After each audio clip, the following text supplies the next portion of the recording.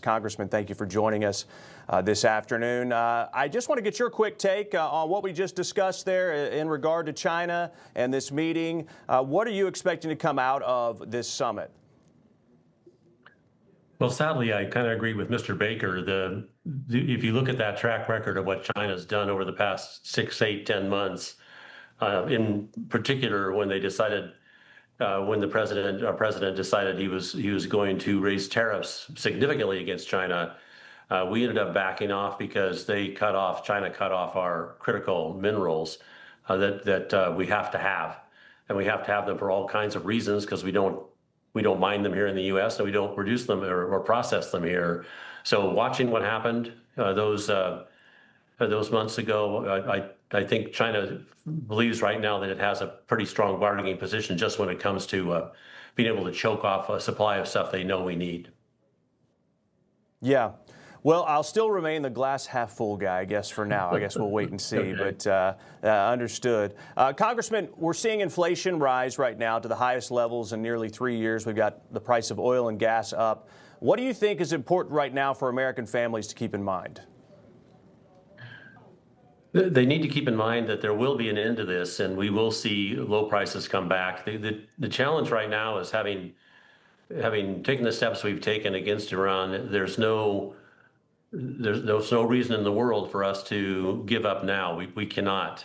And then that means doing exactly what the president is doing, saying, hey, we're going to cut off your ability to charge a ransom to each ship coming through the Strait of Hormuz. We're going to stop you from doing that by maintaining this blockade, and we can outlast you. So the folks in the United States are used to winning, and if they want to win, then we're going to have to pay the price of paying higher prices. Which, by the way, folks that have to actually reach for their wallet and pay, that's very challenging for them, and I feel badly for each and every person that's having to pay more.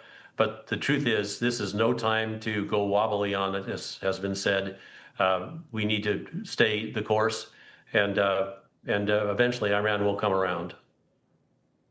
Yeah, on that front, when it comes to the price of gas and how it hits, the average everyday American, is there anything that Congress can do, at least temporarily, until this conflict is over and we see prices come back down and the supply chain sort of even out? Are there any discussions happening? Is there any kind of relief that could come from by way of the government?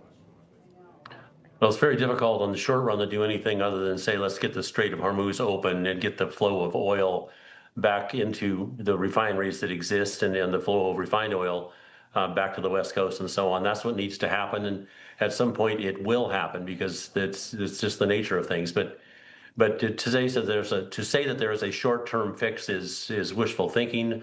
There's been talk about doing away with or having a gas tax holiday at the federal level that would reduce prices of gas and diesel by about 4% a gallon, somewhere in the 20-25 cent range. It would be something, but it wouldn't be very much when it comes to people paying $1.50 more per gallon now than they were previously. So yeah, there's some things there, but what the president has been doing over the past year and a half of his presidency to increase the amount of oil being produced in the United States, to issue new tax regulations in the Great Big Beautiful Bill that benefit oil exploration, expanding the amount of leases, all the things that he was doing already to try to increase the amount of fuel and oil that we produce in the United States. Those are paying off. They don't pay off instantly, but they will pay off over time. So we're going in the right direction. But sadly, people are going to have to pay more for a while. We cannot cave in now. Yeah. Congressman, in the last 30 seconds or so, to the point you just made regarding what the Trump administration has done to unleash opportunity for oil and gas, could you imagine what would be happening right now? And I don't want to take you to a really bad nightmare, but it kind of is. What kind of situation we would be if this were happening under a Biden administration with about 30 seconds left?